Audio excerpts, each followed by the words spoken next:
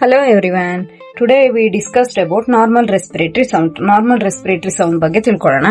First ಅದ್ರಲ್ಲಿ ತಿಳ್ಕೋಬೇಕು lungs, trachea ಅದೆಲ್ಲ ಗೊತ್ತಿದೆ. ಅದರಲ್ಲಿ ಪ್ರೈಮರಿ, ಸೆಕೆಂಡರಿ, ಟರ್ಷಿಯರಿ ಬ್ರಾಂಕಸ್ ಗಳು ಬರುತ್ತೆ.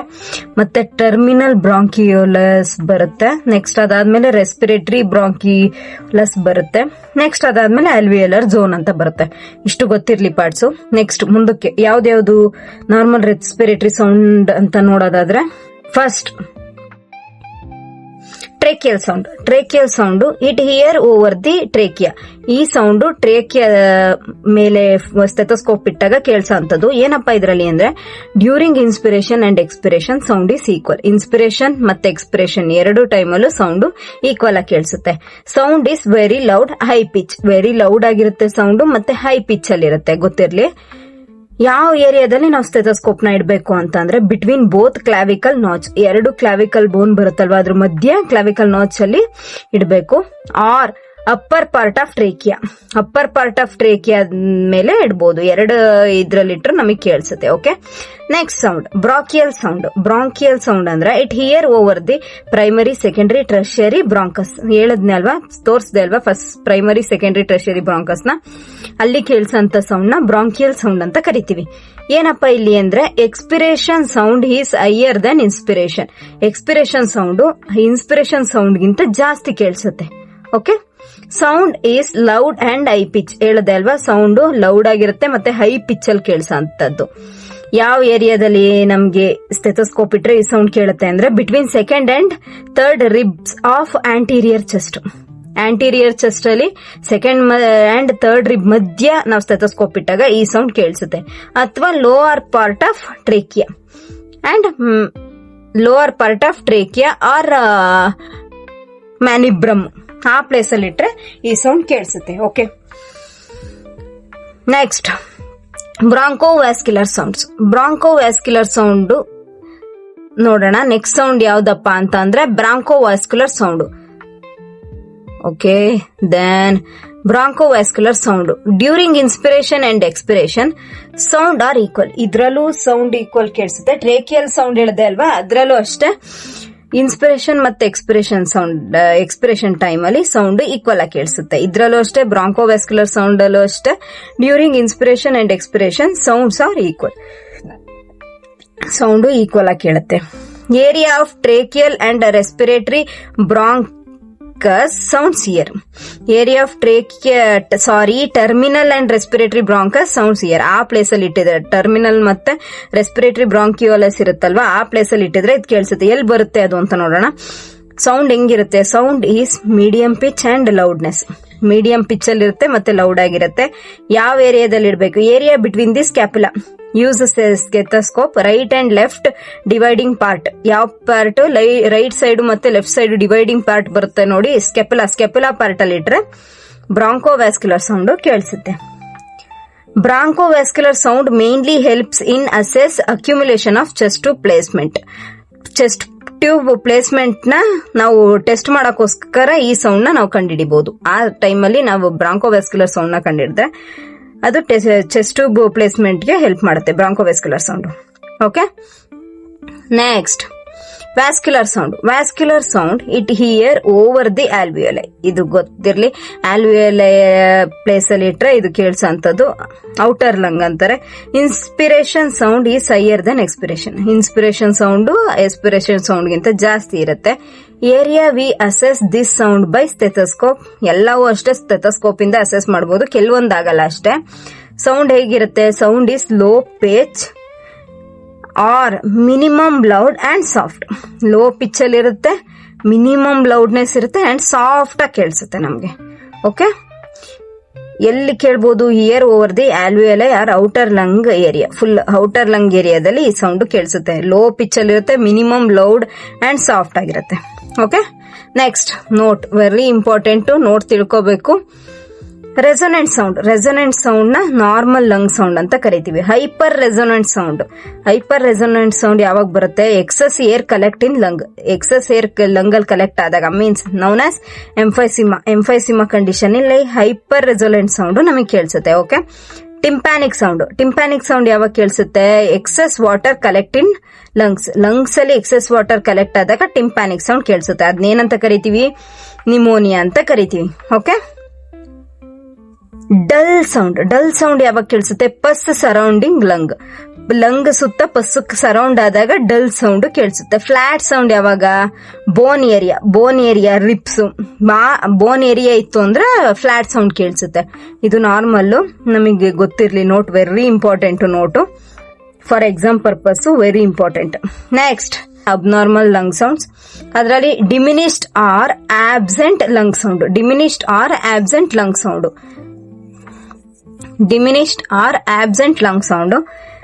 ಡಿಮಿನಿಶ್ಡ್ ಅಂದ್ರೆ ಲೋ ಅಂತ, ಆಬ್ಸೆಂಟ್ ಅಂದ್ರೆ ಗೊತ್ತಿರ್ಲಿ, ಇನ್ ಕೇಸ್ ಕೇಳ್ಸದೇ ಇಲ್ಲ ಸೌಂಡು ಅಂತ.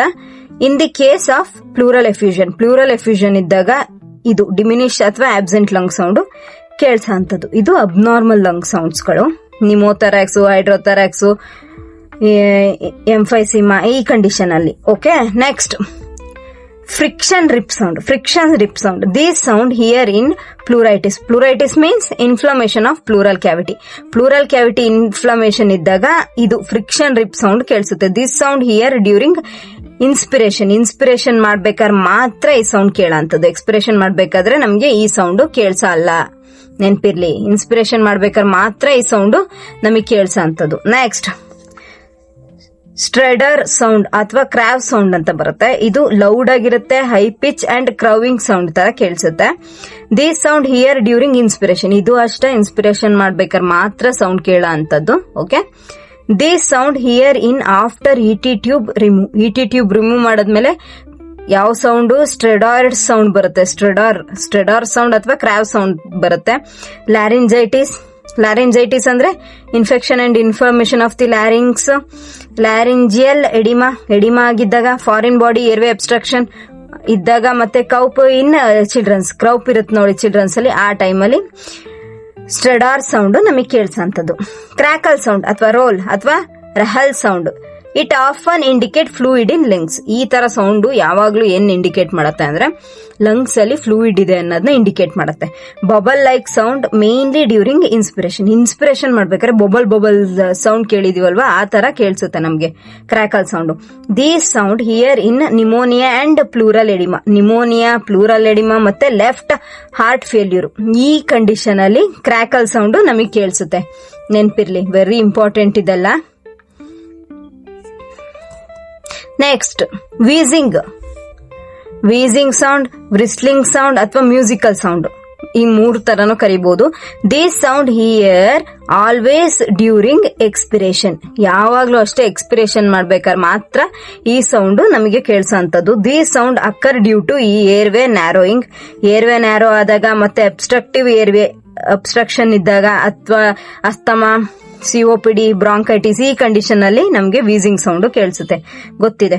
ವೀಸಿಂಗ್ ಸೌಂಡ್ ಅಲ್ಲಿ 2 causes, due to anatomical problem ಮತ್ತೆ physiological problem. Anatomical means structurally problem ಇರೋದು, ಮೀನ್ಸ್ ಇದು ಫಿಸಿಯಾಲಜಿಕಲಿ ಅಂದ್ರೆ ಫಂಕ್ಷನಲಿ ಪ್ರಾಬ್ಲಮ್ ಆಗಂತದ್ದು. ಆಮೇಲೆ structurally problem asthma, by structure ಇಂದನೇ ಅಸ್ತಮಾ ಆಗಂತದ್ದು. High pitch wheezing sound present.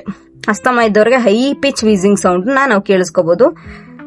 ಅದನ್ನ ಸಿಬಿಲೇಟ್ ಸೌಂಡ್ ಅಂತಾನು ಕರೀತಾರೆ. ಹೈ ಪಿಚ್ ವೀಸಿಂಗ್ ಸೌಂಡ್ ಇರುತ್ತೆ ಅಸ್ತಮಾ ಪೇಷಂಟ್ ಅಲ್ಲಿ. ಇದು ಡ್ಯೂ ಟು ಫಿಸಿಯಾಲಜಿಕಲ್ ಪ್ರಾಬ್ಲಮ್ ಅಲ್ಲಿ ಬಂತು ಅಂದ್ರೆ, ಬ್ರಾಂಕೈಟಿಸ್ ಇದ್ರೆ, ನಿಮೋನಿಯಾ, ಪಲ್ಮನರಿ ಎಡಿಮಾ ಈ ಕಂಡೀಷನ್ ಅಲ್ಲಿ ಲೋ ಪಿಚ್ ಇರುತ್ತೆ, ವೀಸಿಂಗ್ ಸೌಂಡ್ ಪ್ರೆಸೆಂಟ್ ಇರುತ್ತೆ, ಲೋ ಪಿಚ್ ಇರುತ್ತೆ. ಓಕೆ. ಇದನ್ನ ಸೊನಾರಸ್ ಸೌಂಡ್ ಅಂತಾರೆ, ರಾಂಚಿ ಸೌಂಡ್ ಅಂತಾರೆ, ಸ್ನೋರಿಂಗ್ ಅಂತಾರೆ. ಇಷ್ಟು ನೇಮ್ಗಳಲ್ಲಿ ಫಿಸಿಯಾಲಜಿಕಲ್ ಪ್ರಾಬ್ಲಮ್ ಅಲ್ಲಿ ಬ್ರಾಂಕೈಟಿಸ್, ನಿಮೋನಿಯಾ, ಪಲ್ಮನರಿ ಎಡಿಮಾ ಇದ್ರಲ್ಲಿ ಈ ಕಂಡೀಷನ್ಗಳಲ್ಲಿ ವೀಸಿಂಗ್ ಸೌಂಡ್ ನಾವು ಕೇಳ್ಬೋದು. ಅದು ಲೋ ಪಿಚ್ ಅಲ್ಲಿ ವೀಸಿಂಗ್ ಸೌಂಡ್ ಇರುತ್ತೆ. ಅದನ್ನ ಇನ್ನೊಂದು 3 ನೇಮ್ಸ್ ಅಲ್ಲಿ, ಎಕ್ಸ್ಟ್ರಾ 3 ನೇಮ್ಸ್ ಅಲ್ಲಿ ಕರಿತೀವಿ. ಸೊನೋರಸ್ ಸೌಂಡ್ ಅಂತೀವಿ, ರಾಂಚಿ ಸೌಂಡ್ ಅಂತೀವಿ, ಸ್ನೋರಿಂಗ್ ಅಂತಾನು ಕರಿತೀವಿ. ಓಕೆ. ನೆಕ್ಸ್ಟ್ ಬರೋದಾದ್ರೆ ರೆಸ್ಪಿರೇಟರಿ ಟ್ರ್ಯಾಕ್ ಬಗ್ಗೆ ತಿಳ್ಕೊಳ್ಳೋದಾದ್ರೆ ಅಕಾರ್ಡಿಂಗ್ ಟು ಅನಾಟಮಿ ಮೇಲೆ ಹೋಗೋಣ. ಫಸ್ಟ್ ಅದ್ರ ಮೇಲೆ ಕ್ಲಾಸಿಫಿಕೇಶನ್ ನೋಡೋಣ. ರೆಸ್ಪಿರೇಟರಿ ಟ್ರ್ಯಾಕ್ ಬಗ್ಗೆ upper respiratory track, lower respiratory track. Upper respiratory track ಬಂತು ಅಂದ್ರೆ nose, pharynx, larynx. Okay. Lower ಬಂತು ಅಂತ ಅಂದ್ರೆ ಟ್ರೇಕಿಯಾ, ಬ್ರಾಂಕಸ್ ಅಂದ್ರೆ ಪ್ರೈಮರಿ, ಸೆಕೆಂಡರಿ, ಟರ್ಷರಿ ಹೇಳಿದೀನಿ, ಮುಂಚೆನೆ ಹೇಳಿದೀನಿ. ಬ್ರಾಂಕ್ಯೂಲಸ್ ಬಂತು ಅಂದ್ರೆ ಟರ್ಮಿನಲ್ ಮತ್ತೆ ರೆಸ್ಪಿರೇಟರಿ ಬ್ರಾಂಕ್ಯೂಲಸ್, ಟರ್ಮಿನಲ್ ಬ್ರಾಂಕ್ಯೂಲಸ್. ಆಮೇಲೆ ಆಲ್ವಿಯಲರ್ ಡಕ್ಟು, ಆಲ್ವಿಯಲೈ ಮತ್ತೆ ಲಂಗ್ಸ್. ಓಕೆ, ಇದು ಇಷ್ಟು respiratory tract according to anatomy ಮೇಲೆ ನೋಡೋದಾದ್ರೆ. Next, according to zone respiratory system ಬಗ್ಗೆ ಹೇಳೋದಾದ್ರೆ 2 ಝೋನ್ಸ್ ಬರುತ್ತೆ ರೆಸ್ಪಿರೇಟರಿ ಸಿಸ್ಟಮ್ ಅಲ್ಲಿ, ಕಂಡಕ್ಷನ್ ಝೋನ್ ಮತ್ತೆ ರೆಸ್ಪಿರೇಟರಿ ಝೋನ್ ಅಂತ. ಕಂಡಕ್ಷನ್ ಝೋನ್ ಅಂದ್ರೆ total amount of air in and out per ಬ್ರೀತಿಗೆ ಎಷ್ಟು ಅಮೌಂಟ್ ಆಫ್ ಏರ್ ಇನ್ ಆಗುತ್ತೆ ಮತ್ತೆ ಔಟ್ ಆಗುತ್ತೆ ಅನ್ನೋದನ್ನ ಕಂಡಕ್ಷನ್ ಝೋನ್ ಅಂತ ಕರಿತೀವಿ. ರೆಸ್ಪಿರೇಟರಿ ಝೋನ್ ಅಂದ್ರೆ actual gas exchange at respiratory bronchioles and alveolar duct and alveoli. ಇದ್ರಲ್ಲಿ ಎಷ್ಟು ಗ್ಯಾಸ್, ಇಷ್ಟು ಮಾತ್ರ ಯಾವ್ಯಾವ್ರಲ್ಲಿ, ರೆಸ್ಪಿರೇಟರಿ ಬ್ರಾಂಕೈಟಿಸ್ ಮತ್ತೆ ಆಲ್ವಿಯಲರ್ ಡಕ್ಟ್ ಮತ್ತೆ ಆಲ್ವಿಯಲೈ, ಇಷ್ಟರಲ್ಲಿ ಎಕ್ಸ್ಚೇಂಜ್ ಎಷ್ಟು ಗ್ಯಾಸ್ ಆಗುತ್ತೆ ಅದನ್ನ ರೆಸ್ಪಿರೇಟರಿ ಝೋನ್ ಅಂತ ಕರಿತೀವಿ.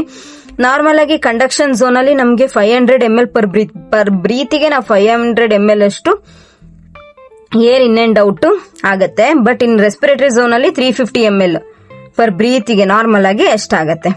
ಓಕೆನಾ. ಇನ್ನೊಂದು ಟೈಪ್ ನೋಡೋದಾದ್ರೆ ಬಿಟ್ಬಿಟ್ಟಿದ್ದೆ ಇದನ್ನ. According to functional respiratory system ಬಗ್ಗೆ ನೋಡೋದಾದ್ರೆ ಅಕಾರ್ಡಿಂಗ್ ಟು ಅದ್ರ ಬಗ್ಗೆ external respiration, internal respiration. External respiration ಅಂತಂದ್ರೆ gas exchange between alveoli and blood. Alveoli ಮತ್ತೆ ಬ್ಲಡ್ ಮಧ್ಯೆ ಗ್ಯಾಸ್ ಎಕ್ಸ್ಚೇಂಜ್ ಆಯ್ತು ಅಂದ್ರೆ ಅದನ್ನ ಎಕ್ಸ್ಟರ್ನಲ್ ರೆಸ್ಪಿರೇಷನ್ ಅಂತ ಕರಿತೀವಿ.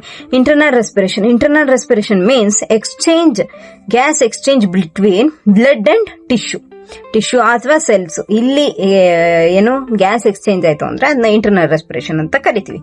ಓಕೆ.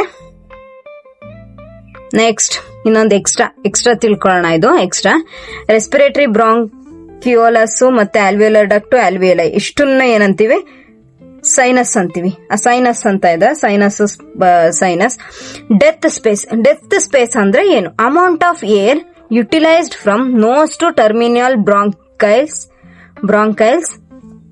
ಎಷ್ಟು ಅಮೌಂಟ್ ಆಫ್ ಏರ್ ಯುಟಿಲೈಸ್ ಆಗುತ್ತೆ ನೋಸ್ ಇಂದ ಟರ್ಮಿನಲ್ ಬ್ರಾಂಕಿಯಲೈಸ್ ವರ್ಗು, ಅದನ್ನ ಡೆತ್ ಸ್ಪೇಸ್ ಅಂತ ಕರಿತೀವಿ. ನಾರ್ಮಲ್ ಆಗಿ 150 ml per breath amount of air utilised from nose to terminal bronchioles. ಓಕೆನಾ. ನಾರ್ಮಲ್ ಆಗಿ 150 ml ಪರ್ ಬ್ರೀತ್ ಅಷ್ಟು ಯುಟಿಲೈಸ್ ಆಗುತ್ತೆ. ಹೆಂಗೆ, conduction zone minus respiratory zone formula ಇದೆ ಇದಕ್ಕೆ ಡೆತ್ ಸ್ಪೇಸ್ಗೆ. Conduction zone minus respiratory zone 500. Conduction zone ಅಲ್ಲಿ ಎಷ್ಟಾಗುತ್ತೆ, ನಾರ್ಮಲ್ ಆಗಿ 500 ಆಗುತ್ತೆ. ರೆಸ್ಪಿರೇಟರಿ ಝೋನ್ ಅಲ್ಲಿ 350 ml ಆಗುತ್ತೆ. ಟೋಟಲ್ ಆಗಿ 150 ml. ಇದು ಡೆತ್ ಸ್ಪೇಸ್ ಅಂತ ಕರಿತೀವಿ. Dead space means amount of air utilised from nose to terminal bronchioles ಮತ್ತೆ ನೋಸ್ ಇಂದ ಟರ್ಮಿನಲ್ ಬ್ರಾಂಕಸ್ ವರೆಗೆ ಎಷ್ಟು ಅಮೌಂಟ್ ಆಫ್ ಏರು ಯುಟಿಲೈಸ್ ಆಗಿದೆ ಅನ್ನೋದನ್ನ ಡೆತ್ ಸ್ಪೇಸ್ ಅಂತ ಕರಿತೀವಿ. ನಾರ್ಮಲ್ ಆಗಿ dead space 150 ml per breath ಇದೆ. ಓಕೆ. ಕಂಡಕ್ಷನ್ ಝೋನ್ ಮತ್ತೆ respiratory zone. Conduction zone formula ಇದು. ಕಂಡಕ್ಷನ್ ಝೋನ್ ನಲ್ಲಿ 500 ಬಂತು, ಅಷ್ಟು ಏರು ಯುಟಿಲೈಸ್ ಆಗುತ್ತೆ. ಮತ್ತೆ ರೆಸ್ಪಿರೇಟರಿ ಝೋನ್ ಅಲ್ಲಿ 350 ml ಏರು, ಎರಡನ್ನು ಮೈನಸ್ ಮಾಡಿದಾಗ 150 ml. ಇದು ಡೆತ್ ಸ್ಪೇಸ್. ಇಷ್ಟು ಮಾತ್ರ ನಾವು ಯುಟಿಲೈಸ್ ಮಾಡ್ಕೊಳ್ಳೋದು. ಇದು ಡೆತ್ ಸ್ಪೇಸ್. ನೆಕ್ಸ್ಟ್ ಕ್ಲಾಸ್ ಅಲ್ಲಿ ಏನ್ ನೋಡೋದಪ್ಪ ಅಂತಂದ್ರೆ ನೇಸಲ್ ಕ್ಯಾವಿಟಿ ಬಗ್ಗೆ, ಅದರಲ್ಲಿ ಡಿಸೀಸ್ ಕಂಡೀಷನ್ಸು ಮತ್ತೆ ಅದರ ಟೈಪ್ಸು ಅದೆಲ್ಲಾನು ನೋಡ್ತಾ ಹೋಗೋಣ.